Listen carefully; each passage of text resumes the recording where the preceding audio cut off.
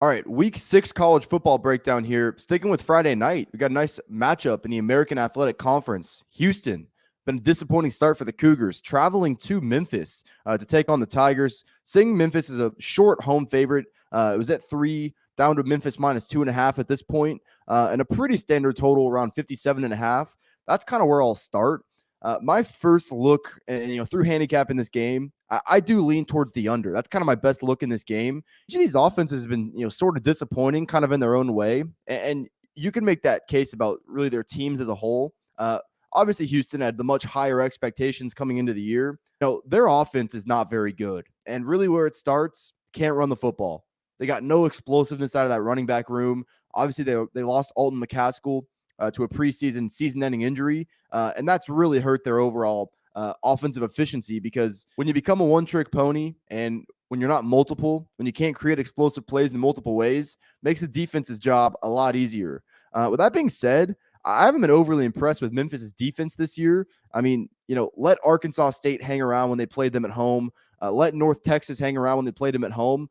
Part of me thinks for as much as I haven't liked what I've seen from Houston, this is not the hardest matchup. I mean, if you were going to get right, it's not like you're going to face such a big resistance from this Memphis defense, to where I think that's just totally impossible. And one more thing about Houston too, bad offensive line. So don't like that about them. As far as Memphis, I said it. Didn't pull away against North Texas. Didn't pull away against Arkansas State. Even last week, I had a wager on Memphis last week. Laid the 19 with them. They played at home against Temple. I mean, they won the game 24-3. Their offense looked inept, though. 330 yards against a really bad team in Temple. I quite frankly, I've been pretty disappointed with this Memphis team. Obviously, over the last 5 years, it's been a good program. Seems like they're probably more of like a 7-8 win program at this point, year in, year out. But even for them, I mean, Houston's defense is not very good either. They lost a lot in their secondary this offseason, and then teams have been able to attack them through the air. I mean, even last week, Tulane was having their third string quarterback in them that was able to make drives against that defense. We've seen Frank Harris Jr., guys like that, have success against this Houston defense. I don't think it's a bad unit. But at the end of the day, I think under is still going to be my best look in this game.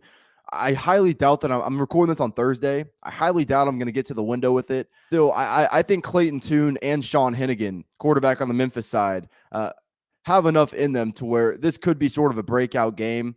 I just don't like either of these defenses enough to lock this in officially. Pretty heavy lean towards the under. As far as the side, your guess is as good as mine. Much stronger lean in this game is towards the under. Still, though, don't think I'm going to be on it officially. All right, guys, before we get out of here, I know you see the shirt right here, going with the Miami Vice theme today.